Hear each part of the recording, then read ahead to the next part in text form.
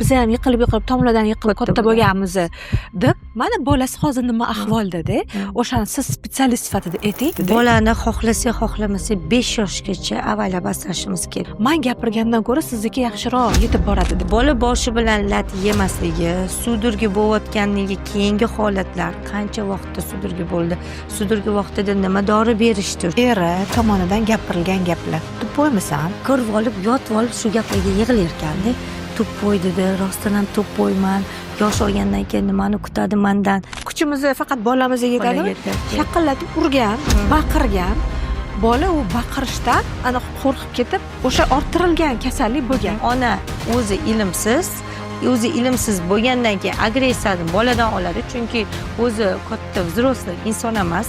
Детская pozitsiyada. Agar unda взрослый pozitsiyada bo'lganda, u muammosini allaqachon to'g'risidagi odam bilan hal qilib olardi. Shuning uchun kuchi yetadi faqat bolaga. Yaxshi o'rganmaydi, ilm olmaydimi ona, muammosini ko'paytirib beraveradi.